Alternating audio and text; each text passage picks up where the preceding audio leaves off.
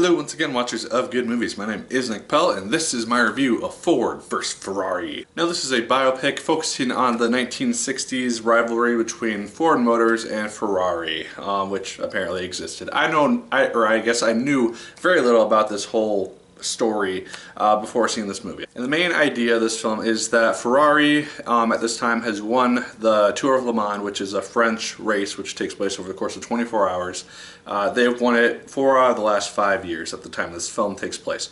And so Ford Motors decides, oh hey, we want to beat Ferrari. And so they end up building this really fast car, recruiting Ken Miles, played by Christian Bale, to drive said car, and drama ensues, and you get to see it lead up to this big epic race. Christian Bale as Ken Miles, I think, is the standout of this film. Matt Damon is also in this film as Carroll Shellby, and he also does a really good job. But I think that Christian Bale just has this essence to him with the accent, with just his persona, and just the intensity and that he's able to show while he's driving and doing these race scenes. Obviously, I don't think he's actually doing the racing or stunt driving, but the way that he's able to express that stuff, I think, is really, really well done. And just showing his connection, or I guess Ken Miles' connection with these cars, is just really, really cool to see on screen.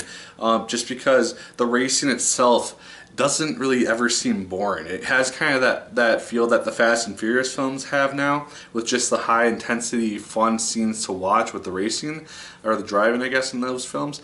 But it lowers it down to a more realistic level, but it keeps the interest in it, because I was never really bored in this movie, which is something which I was kind of expecting with a 2.5 hour long movie. And so that was a really refreshing thing to see. I was never bored. The pacing is fantastic, and while it does have its slower moments, everything feels like it's pushing the plot forward, which is important with a movie of this size. All the characters seem interesting. There's no one who's really left behind in the dust, aside from John Berthel. I thought that he was a bit underused personally, because he has a big role in the first 30-40 minutes, and then he's just kind of thrown to the background. He doesn't really have a lot to do after that point, which is kind of disappointing, because he's done a lot of really cool stuff recently. And it's just really cool to see the behind the scenes of this whole situation, just seeing kind of what Henry Ford II was doing, what his role in this whole thing was, who the people that were kind of anti-Ken Miles were doing, kind of what their perspectives on things were.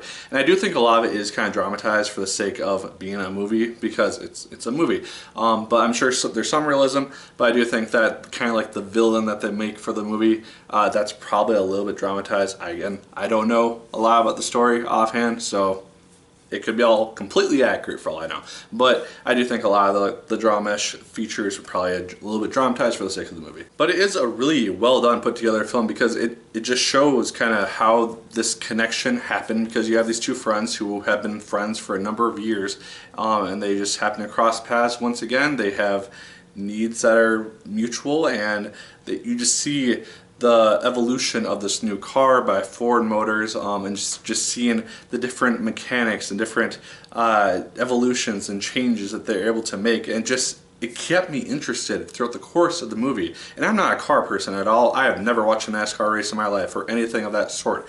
And so I thought I was going to be bored as hell in this movie for at least part of it. But again, I was kept interested because of how well done Christian Bale's performance was, and how well this stuff was explained in the movie. It just, yeah, it worked really well, and I highly recommend checking this thing out. I think it's one of the better films of the year. Might be on my top 10, I don't know yet. But it's well worth your time to see, I think, if you have the chance to see it this weekend. It's really good. But guys, those are my thoughts on Ford vs. Ferrari. Let me know yours in the comments down below. Did you like it as much as I did? Did you hate it more than I did? Let me know. What is your favorite racing-esque film? This could be any of the Fast and Furious films. It could be something as realistic as Ford vs. Ferrari. Let me know yours in the comments down below. Like, favorite, comment, and subscribe once again if you so choose. I appreciate it immensely. And as always, my people, my name is Nick Pell. Once again, keep on watching.